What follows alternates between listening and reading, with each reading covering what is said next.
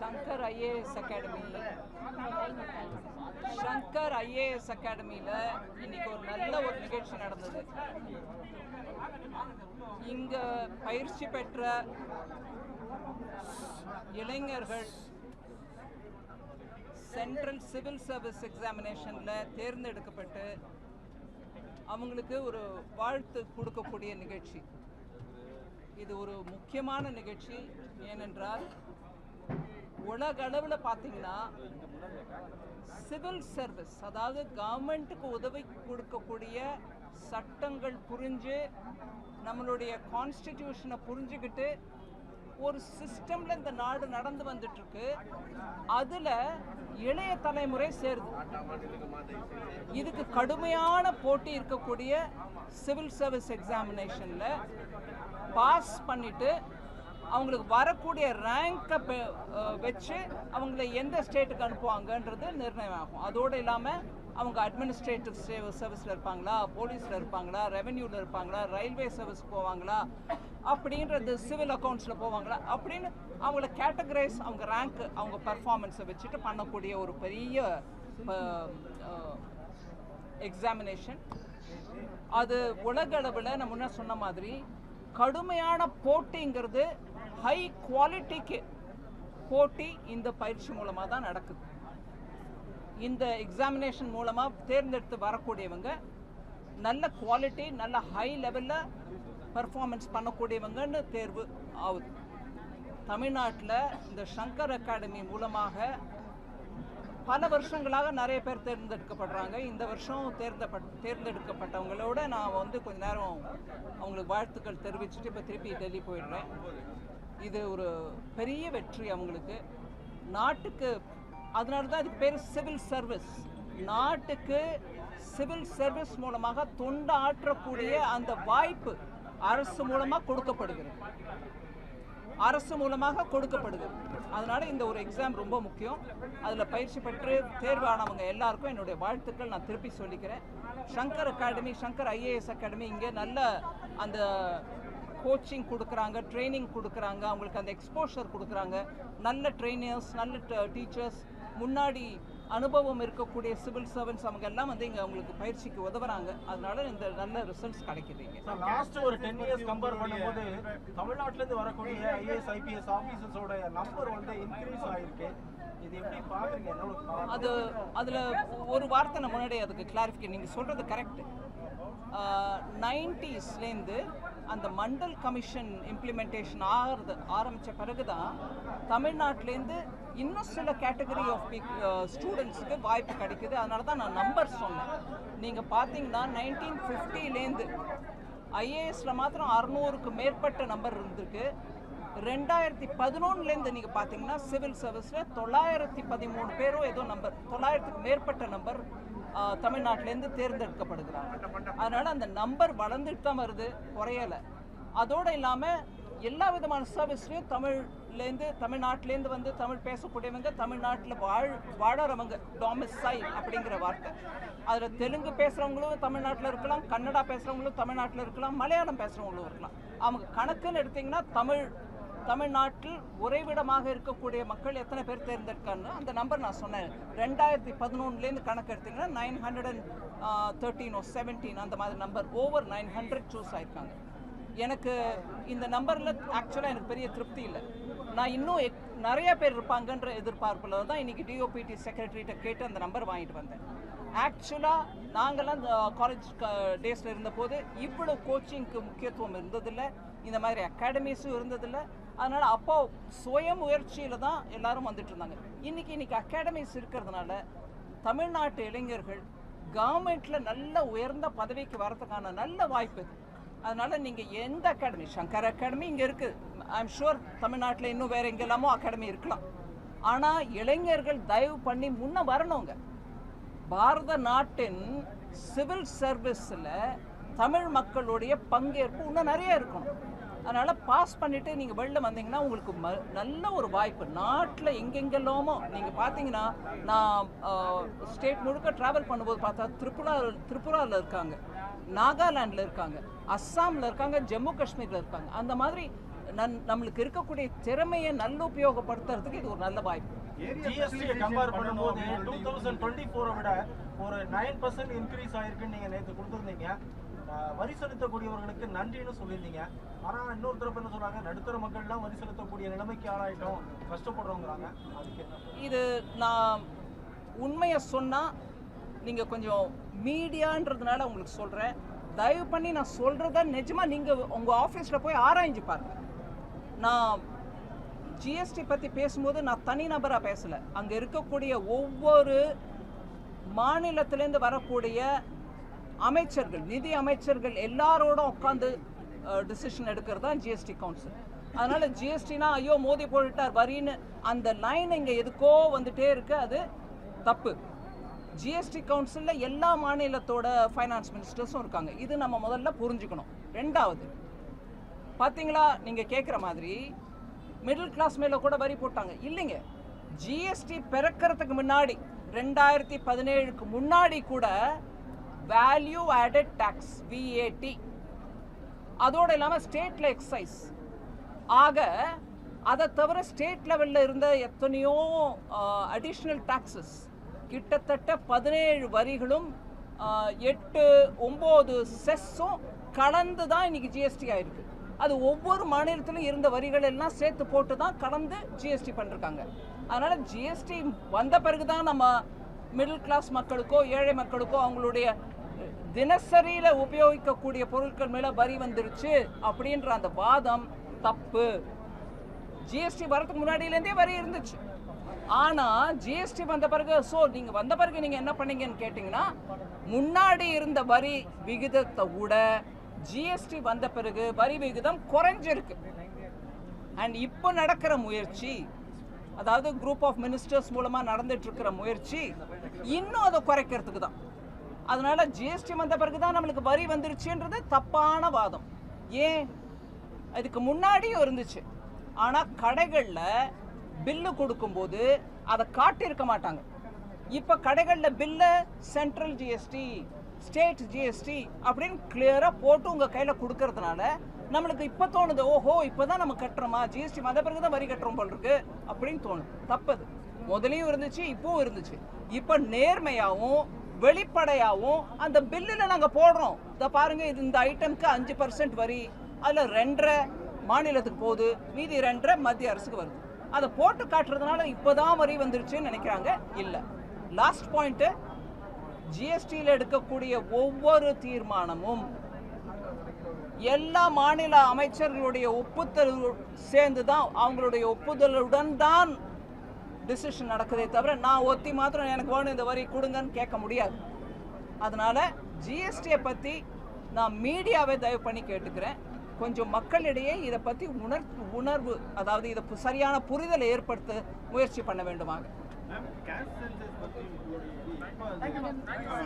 ஆதிவாரி கணக்கு 6% is the requirement for education, is what all educationists are saying. Apparently 6% of the budget, yeah, GDP. But then we are not getting it. We are not getting that much. But you know, ma'am, when you ask this question, it is right. It's good for you to ask this question. But education is both a center and state subject. So when I present the budget, it is only the central expenditure which gets captured in it. Every state's expenditure should also be looked at, and together is what we should take for assessing how much is being spent on education. So just not the central government, because it's a subject under both center and state. ஜாதிவாரி கணக்கெடுப்பு வந்து நடத்தப்படும்னு மத்திய அரசு அறிவிச்சிருக்கீங்க. So வந்து திமுகவுக்கு கிடைத்த வெற்றி அப்படின்னு சொல்லிட்டு அவங்க கிளைம் பண்றாங்க, இந்தியா கூட்டணிக்கு கிடைத்த வெற்றி அப்படின்னு கிளைம் பண்றாங்க. அதை பத்தி முதல்ல ஜாதிக்கு வெற்றி திமுக தேடுதா? சமத்துவம்னாங்க. நீங்க கேட்ட கேள்விக்கு பதில் சொல்றேன். ஜாதியை பற்றிய விஷயத்தில் திமுக வெற்றி தேடுதா? மத்திய அரசு சென்சஸ்ல நாங்க கொண்டு வரோம்னு சொன்னோம், தப்பு ஒண்ணு இல்ல. பல பேர் கேட்டிருக்காங்க. இன் பிரின்சிபல் அப்ரூவல் நாங்க கேபினெட்ல கொடுத்துருக்கோம். ஆனா அது எங்களுடைய வெற்றி எப்படின்னு சொன்னா, ஜாதியை பத்தி பேசவே கூடாது டிஎம்கேல. அதனால எல்லாத்துலயும் அரசியல் ரீதியா லாபத்தை தேடுறதுக்கு முயற்சி பண்ணக்கூடாது. தமிழ்நாட்டில் சமத்துவத்தை கொண்டாங்க. சென்சஸ் வரும் எப்படியா இருந்தாலும். அதில் இந்த டேட்டா வரும். எப்படியா இருந்தாலும் எல்லாருக்கும் அந்த டேட்டா வெளிப்படையாக உதவுறதுக்கு தான் சென்சஸ் மூலமாக எடுக்கிறோம். அதனால் இதில் உடனே ஒரு குயுக்தி அதை திருப்பிக்கிட்டு நாங்கள் போராடினதுனால தான் எங்களுக்கு வந்துச்சுன்னு சொல்ல வேணாம். இன்றைக்கும் நான் தெருவில் போகும்போது போர்டு பார்க்குறேங்க, ஜாதி பேருடன் பேர் இந்த தமிழ்நாட்டில் இன்றைக்கும் இருக்குது. ஜாதி விவகாரத்தில் இன்றைக்கும் கழிவு, மனித கழிவை குடிநீரில் சேர்க்கறது இந்த தமிழ்நாட்டில் தான் நடந்திருக்கு. எங்கேயும் நம்ம கொஞ்சம் ஒரு விதமாக நாங்கள் நல்லா முன்னேறிட்டு இருக்கோம், வடக்கில் சில ஸ்டேட்ஸை பாருங்கள் முன்னேறல அப்படின்னு சொல்கிறாங்களே, அந்த ஸ்டேட்டில் கூட இந்த மாதிரி மனித கழிப்பை கொண்டு போய் தண்ணியில் குடிக்கிற தண்ணியில் சேர்க்கல. அதனால் இந்த விஷயத்தில் அரசியல் ரீதியாக பார்க்காம இதனால நம்ம அதுலேருந்து வரக்கூடிய டேட்டாவை வச்சுக்கிட்டு பின்தங்கி இருக்கிறவங்களுக்கு எப்படி இன்னும் வாய்ப்புகள் கொடுக்க முடியுன்றதை பற்றி யோசிக்கணுமே தவிர கொஞ்சம் நாங்கள் வென்றோம் நீங்கள் தோத்தோன்ற அந்த பேச்சை கொஞ்சம் விட்டுறணும். மத்திய அரசு இன்னும் நிதி கொடுக்க மாட்டேங்குது, இருந்தாலும் தமிழகம் தொடர்ச்சியாக முன்னணியில் இருக்குன்னு சொல்லி முதல்வர் சொல்லிட்டே இருக்காங்க. நான் ஒவ்வொரு முறையும் பேசிட்டு தான் இருக்கேன், எவ்வளோ நம்ம கொடுக்குறோம், எவ்வளோ கொடுக்கல, எல்லா ஸ்டேட்டுக்கும் எப்படி கொடுத்துருக்கோம். எனக்கு ப்ரைவேட்டாக சில மெம்பர்கிட்டது, அதாவது ஆளுங்கட்சி இங்கே இருக்கக்கூடிய ஆளுங்கட்சிக்கிட்டேருந்து மெம்பர்கிட்டேருந்து நான் பேர் எடுக்க விடும்போது அவங்கக்கிட்டேருந்து மெசேஜ் வருது, நன்றிங்க வேலைவாய்ப்பு திட்டம் இருக்குது பாருங்கள், கிராமப்புற வேலைவாய்ப்பு திட்டம் மன்ரேகா, அதுக்கும் பணம் கொடுத்துருக்கோம். ஓ நன்றி, அந்த பணம் வந்துருச்சு. ப்ரைவேட்டாக எனக்கு நன்றி, பப்ளிக்காக இது நீங்கள் புரிஞ்சுக்கிட்டா சரிதான். ஒரு சீரியஸான இஷ்யூ என்னன்னா, சிபிஎஸ்சியில் படிக்கக்கூடிய ஸ்டூடெண்ட்ஸுக்கு 3rd 15 8 30 மார்க்குக்கு கீழே வாங்கினா ஃபெயில் பண்ணுங்க, ஆல் பாஸ்ங்கிற சிஸ்டமே வேணாம்னு சிபிஎஸ்சி சொல்றாங்க. இதுக்கு வந்து கடுமையான ஒரு எதிர்ப்பு தமிழ்நாட்டிலேருந்து வந்திருக்கு. இது தேசிய கல்விக் கொள்கையோட ஒரு ஆரம்பம் தான் அப்படின்னு சொல்றாங்க. ஆல் பாஸ் சிஸ்டம் வேணாமா, இது குழந்தைகளுடைய மனநிலையை சிதைக்கும், சின்ன குழந்தை அப்படிங்கிற மாதிரியான இது ஒரு வெரி காம்ப்ளெக்ஸ் இஷ்யூ. பாஸ் ஆனால் தான் குழந்தைக்கு ஃப்யூச்சர் அப்படின்றதுனால எல்லாரையும் பாஸ் பண்ண வச்சுட்டு அதில் கூட ரொம்பவே இன்னும் ஒரு வருஷம் படித்தா தான் இந்த பிள்ளைக்கு நல்ல ஒரு அறிவு, அதாவது அந்த அளவு லேர்னிங் கிடைக்கும் அப்படிங்கிறத கூட யோசிக்காமல் எல்லாரையும் பாஸ் செய்கிறதுனால மாத்திரம் சைக்காலஜி இம்ப்ரூவ் ஆகுன்றது இல்லைங்க. இதை படிப்பின் குவாலிட்டியை பற்றி யோசிக்கணும். அதுக்கு ஒவ்வொரு மாநிலமும் கூட முயற்சி எடுக்கணும். படிப்போட குவாலிட்டி குறைய பிள்ளைகளோட எதிர்பார்ப்பும் ஜாஸ்தியாகுது. அதுவும் அந்த மனநிலையும் யோசிங்க. அவங்க காலேஜுக்கு வரும்போது ஏங்க நாங்கள் குவாலிஃபை ஆகுறதுல ஐஐடின்னு யோசிக்கும் போது அப்போ குவாலிட்டி என்னாச்சு, எல்லாரையும் ஒட்டு மொத்தமாக பாஸ் பண்ணிகிட்டே போகிறதுனால. அதனால் இதெல்லாம் பிளாக் அண்ட் ஒயிட் பதில் சொல்ல முடியாதுங்க. அந்த விஷயத்தை இன்னும் அந்த நிபுணர்களோட உட்காந்து பேசி முடிவெடுக்கணும். ஐயா நீங்கள் ஏதோ கேட்டீங்க. நாம் தொடர்ந்து எந்த ஒரு திட்டம் தமிழ்நாட்டில் செயல்படுத்தினாலும் மத்திய அரசுக்கு எதிராகவே சட்டமன்றத்தில் தீர்மானம் நிறைவேற்றி, எப்படி பார்க்குறீங்க நீங்கள் எப்படி பார்க்குறீங்களோ அப்படி தான், நீங்கள் கேள்வியில் எப்படி பார்த்தீங்களோ அப்படி தான் நானும் பார்க்குறேன்.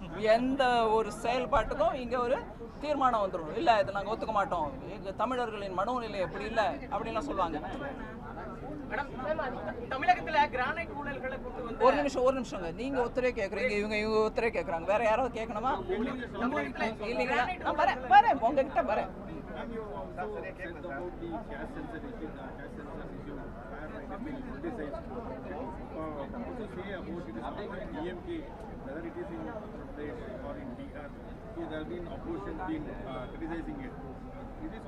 Nobody is criticizing. எனக்கு புரிஞ்ச வரைக்கும் டிஎம்கேயும் கிரிட்டிசைஸ் பண்ணல. They are claiming the victory for themselves. அதேதான் நார்த்லயுமே நீங்க கேட்குற கேள்வி அதுதான். In English I'll tell you, opposition is not there for having brought census head count into the caste census, jati census into the survey, the census survey. The census will include it has been announced. Nowhere is people saying no, but the opposition which is saying it because you're doing what we've been demanding. That is all the line which I'm saying. சொல்லுங்க நீங்க. தமிழகத்துல granite ஊழல்களை கொண்டு வந்த முன்னாள் IAS அதிகாரி சகாயம் IAS உயிருக்கு ஆபத்துன்னு சொல்லி வெளிப்படையா சொல்லியிருக்காரு. நேர்மையாக இந்த வழக்கு விசாரிக்கப்படணும் அப்படின்னு சொல்லிட்டு யார் விசாரிச்சுட்டு இருக்காரு? இன்னைக்குதான் சொல்லியிருக்காரு. இல்லைங்க, விசாரிச்சுட்டு இருக்கிறது யாரு? தமிழகத்தில் விசாரணை போயிட்டு இருக்கு. பின்ன இல்லைங்க, நீங்க அந்த கேள்வி என்ன கேட்கக்கூடாது. விசாரணை செய்யறது, ஒரு நிமிஷம் கேளுங்க, நான் என்னோட முறையில் பதில் கொடுக்குறேன். விசாரணை செய்கிறது தமிழ்நாட்டில், விசாரிக்கப்படுவது ஒரு அதிகாரியை, இன்னும் 4-5 பேரை. அவங்கள ஒரு பயம் வருது, எனக்கு ப்ரொடெக்ஷன் வேணும்னு கேட்குற மாதிரி நீங்கள் சொல்கிறீங்க. ஸோ விசாரணை ஃபேராக நடந்துச்சுன்னா அந்த பயம் இருக்கக்கூடாது. அதிமுக பாஜக கூட்டணி ஊழல் கூட்டணி கூட்டணி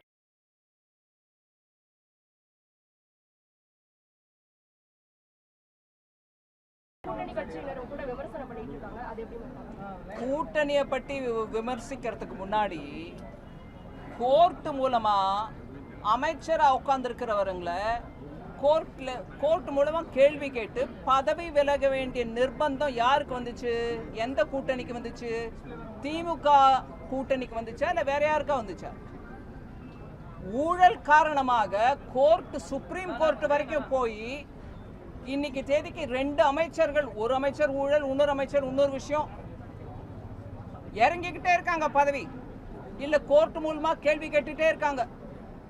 அப்பேற்பட்ட கூட்டணியை நடத்துற மாண்புமிகு அமைச்சர், முதலமைச்சர் அவர்கள் எங்க கூட்டணியை பத்தி பேசினா எனக்கு கொஞ்சம் என்ன புரியலைங்க. இது யாரை பத்தி பேசுறது? இங்கிலீஷ்ல சரி, இங்கிலீஷ்ல ஹூஸ் கோட்டிங் த பைபிள்னுவாங்க. நான் அந்த வார்த்தையை உபயோகிக்கல. எஸ்ன்னு ஆரம்பிக்கும் இல்லைங்களா? நம்ம எல்லாருக்கும் புரியும். அந்த மாதிரி இருக்குது வேற விவகாரம். உங்க கூட்டணியில ஆஃப் பண்ண வேண்டாம்ப்பா. நான் டிஎம்கே பத்தி சொல்றேன், வச்சுக்காங்க. உங்களுக்கு போனோம் செய்தி, உங்க தலையத்துக்கு போனோம். நீங்க கேமரா ஆஃப் பண்ணிட்டா உங்களுக்கு ஜாக்கிரதை. அவர் சொன்னார் பாருங்க, என்கொயரி நடந்துட்டு இருக்கு, எனக்கு ப்ரொடெக்ஷன் வேணும்னு. உங்களுக்கு ப்ரொடெக்ஷனுக்கோசம் நீங்க ஆஃப் பண்ணிடாதீங்க. சேனல் மூலமா எப்படியா இருந்தாலும் போகும். வைங்க, ஆன்ல வைங்க. அதனால ஊழல் கூட்டணிக்காரங்க எங்க கூட்டணியை பத்தி பேசினா எனக்கு சிரிப்பு வருது. மட்டும் வரி சலுகை கொடுத்துக்கிட்டே இருக்காங்க அப்படின்ற ஒரு குற்றச்சாட்டு சொல்லிக்கிட்டே இருக்காங்க. உண்மையாவே பிஜேபி கவர்மெண்ட் வந்ததுக்கு பிறகு கார்பரேட்டுகளுக்கான வரி சலுகை உயர்த்தி வழங்கப்படுதா, என்ன கவுண்ட்ல தான் கொடுக்கப்படுது, இல்ல கொடுக்கவே இல்லையா, என்ன நடக்குது? ஏன் அந்த குற்றச்சாட்டை வச்சுக்கிட்டே இருக்காங்க? அவங்க தமிழ்நாட்டுக்கு நான் பணம் கொடுக்கலன்ற குற்றச்சாட்டையும் வச்சுட்டே இருந்தாங்க. நான் வந்து ஒவ்வொரு தினமும் தொண்டை கிழியே சொல்லிட்டே இருக்கேன், நம்பரையும் கொடுத்து சொல்லிட்டு இருக்கேன், பேப்பர் உங்க எல்லாருக்கும் டிஸ்ட்ரிபியூட் பண்ணிட்டே சொல்லிட்டு இருக்கேன், கொடுத்துட்டு தான் இருக்கோம். அதனால அவங்க ஒவ்வொரு முறையும் ஒரு குற்றச்சாட்டை போட்டாங்கன்னா அது உண்மை இருந்து போடுறாங்கன்றத நீங்க முதல்ல உங்க மனசுல இருந்து அந்த எண்ணத்தை நீக்கிடுங்க. அவங்க போட்டுட்டே இருக்காங்க, அவ்வளவுதான். எந்த விதமான ஃபேவரும் எந்த கார்பரேட்டுக்கும் நாங்க செய்யல. அதனால இதை திருப்பி திருப்பி சொன்னாங்கன்னா நீங்க, நான் என் தரப்புல உங்களை கேட்டுக்கிறேன், தயவு பண்ணி கேளுங்க, கொஞ்சம் ஆதாரம் கொடுங்க ஐயா, ஏதோ ஒரு ப்ரூஃப் கொடுங்க. அவங்கள போய் நாங்க கேட்குறோம், நீங்க கேளுங்க. எந்த விதத்துல எந்த கார்பரேட்டுக்கு கொடுத்துருக்கு நான் கேட்குறேன். ரெண்டாவது, இன்னைக்கு நாட்டில் ஒரு பாலிசி மூலமாக இண்டஸ்ட்ரி நம்ம நாட்டுக்கு வரணும், முதலீடு நம்ம நாட்டுக்கு வரணும்னு பண்ணிட்டு இருக்கையில தமிழ்நாடு கூட தான் முதலீடு வருது. இங்கே வந்து கார்பரேட் வைக்கிறாங்க பிஸ்னஸ். இவங்க ஏதாவது கொடுத்துருக்காங்களா அவங்களுக்கு? அதனால தான் வருதா? நாடு முழுவதும் கொள்கை சரியா இருந்துச்சுன்னா, நாடு முழுவதும் ஒரு ஸ்டேபிள் கவர்மெண்ட் இருந்துச்சுன்னா, நாடு முழுவதும் டாக்ஸ் பாலிசி சாதகமா இருந்துச்சுன்னா, எல்லாருக்கும் சாதகமா இருந்துச்சுன்னா அந்தந்த பிசினஸ் வளரும். இன்னைக்கு எம்எஸ்எம்இ வளருது, சிறு குறு தொழில் தமிழ்நாட்டில் வளருது. அவங்களுக்கு பண்ணலையா? கொள்கை ரீதியா பண்ணலையா? அதனால இந்த மாதிரி அடித்தளமே இல்லாத குற்றச்சாட்டுகளை அவங்க சொல்ல நான் உங்களை விண்ணப்பிச்சு கேட்டுக்கிறேன், ஆதாரம் கேளுங்க. எப்படிங்க சொல்றீங்க? அப்படி யாருக்கு என்ன ஆதாயம் பண்ணி கொடுத்தாங்கன்னு? நான் இன்னைக்கு பிரதமர் ஐயா கேரளால போய் விழிஞ்சம் போர்ட்டை இனாகரேட் பண்றாரு, சி போர்ட்டை. உலக அளவில் அந்த போர்ட்டுனால நம்ம நாட்டுக்கு பெருமை. ஆனா இத்தனை நாளா சொல்லிட்டு இருந்தவங்க யாரு? அடானி சொல்லிட்டே இருந்தாங்க. இன்னைக்கு அந்த அடானி மூலமா தான் அந்த போர்ட் வந்திருக்குது. அதை கொடுத்தது யாரு அடானிக்கு? காங்கிரஸ்காரங்க. காங்கிரஸ் தோழமையில இருக்கக்கூடிய திமுக இங்க ஆட்சியில இருக்குது. இந்த கேள்வியை முதல்ல கேளுங்க. காங்கிரஸ் உம்மன் சண்டி அவர் இன்னைக்கு இல்ல, அவர் மறைந்த தலைவர். நான் அதனால அவர் பேர் எடுக்கிறதுக்கு என்ன மன்னிச்சுக்காங்க. அவர் டைம்ல அந்த ப்ராஜெக்ட் அடானிக்கு கொடுத்தாங்க. டெண்டர் இல்ல, ஒண்ணு இல்ல, அவர் கூப்பிட்டு கொடுத்தாங்க கையில. அப்படி செஞ்ச காங்கிரஸ் இன்னைக்கு தமிழ்நாட்டில் உட்கார்ந்துட்டு இருக்கும்போது கூட்டணியில இந்த மாதிரி கார்பரேட் கொடுத்துட்டேன்னா அது கார்பரேட் கொடுத்ததா இல்லையா? கேளுங்க பின்ன.